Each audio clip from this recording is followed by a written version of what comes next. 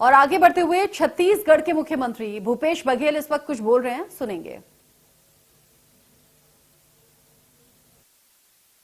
3 करोड़ जनता की ओर से इस खूबसूरत ट्रॉफी का तहे दिल से स्वागत करता हूं, अभिनंदन करता हूं। उड़ीसा और छत्तीसगढ़ भौगोलिक दृष्टिकोण से जुड़ा हुआ है, सांस्कृतिक रूप से भी, भावनात्मक रूप से भी बहुत ही हम एक दूसरे से जुड़े हुए हैं, बहुत करीब है।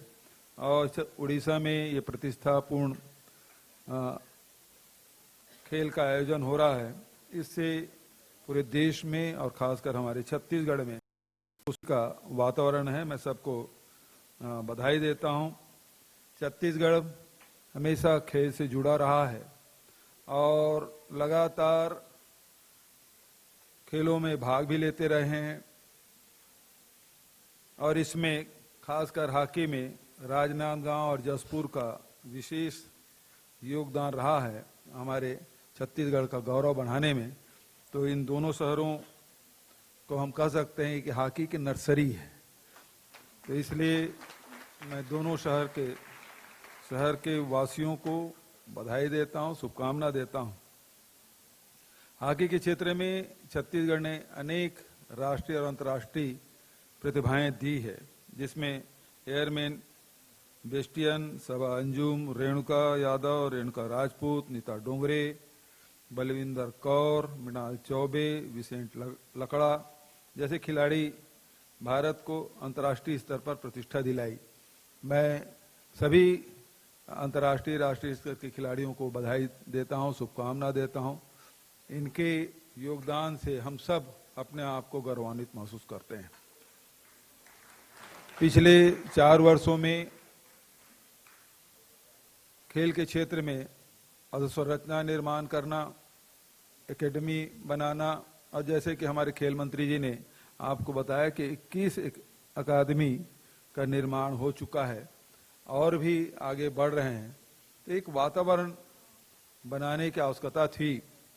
ये जो सामने में बैठे हैं मेरे अंतर्राष्ट्रीय खिलाड़ी, ये लोग अभाव में खेले हैं, और जो मेरे और उनके पीछे जो बैठे हैं जो नवोदित खिलाड़ी हैं, उनके लिए बहुत सारी चीजें, बहुत सारी सुविधाएं उपलब्ध कराई गई है।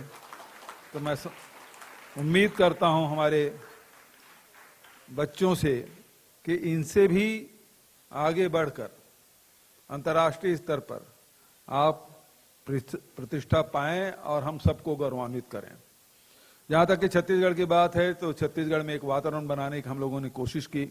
आप सब ने देखा कि अभी छत्तीसगढ़िया ओलंपिक चल रहा है और उसमें 4 ग्रुप में बांटे हैं, 18 साल के कम उम्र के और 18 से 40 वर्ष के, 40 से 60 वर्ष, इस प्रकार से ग्रुप में बांट दिए हैं। और उसमें छत्तीसगढ़ के जो लोक खेल है, चाहे वो पिट्टूल हो, भौरा हो, कंचा हो और खो खो हो, कबड्डी तो अंतर्राष्ट्रीय खेल हो गया है, खो खो भी की पहचान है, गेड़ी दौड़ है, और सबसे जो देश में कहीं नहीं खेला जाता, केवल छत्तीसगढ़ में वो खेल की पहचान है, वो फुगड़ी है।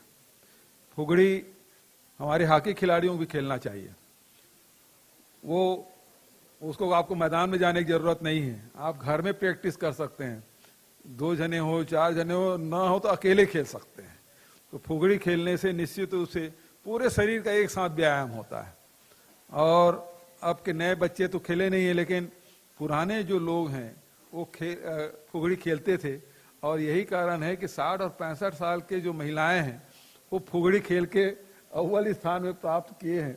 और उनका रिकॉर्ड मतलब 30-30, 35-35 मिनट तक के कंटिन्यूएशन वो फुगड़ी खेलने के उनका रिकॉर्ड है। तो ये यदि उसमें देखिए, जब एक कोई खेल खेलते हैं तो इसका मतलब दूसरा खेल ना खेलें ऐसा नहीं है।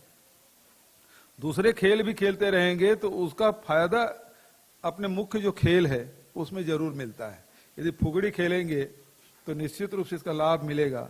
यदि पिट्टूल और कंचा भी खेलते हैं तो समझ लो आपके एकाग्रता में और निशाना लगाने में आपको सहायता देगी। तो ऐसा नहीं दूसरे खेल को आप ना खेलें, जहां समय मिलता है दूसरे खेल भी खेलें, लेकिन मुख्य रूप से जब मान लो हॉकी के खिलाड़ी हैं तो पूरा ध्यान है वो हॉकी खेल में होना चाहिए। लेकिन साइड में ये भी खेल खेलते रहें ताकि उसे आपको एक सपोर्ट मिले।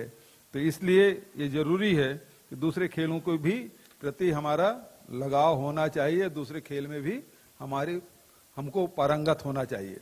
तो मैं बच्चों को खूब बधाई और शुभकामना देते हुए जो अकादमी खोले हैं, आप देखेंगे अब चाहे वो तीरंदाजी के क्षेत्र में हो, बैडमिंटन में अब नेशनल सिलेक्शन छत्तीसगढ़ में हुआ है। अब क्रिकेट में आप देखेंगे अब हम लोगों ने रोड सेफ्टी मैच 2-2 करा लिए। Hockey world cup trophy Raipur पहुंची है छत्तीसगढ़ के। इसी मौके पर छत्तीसगढ़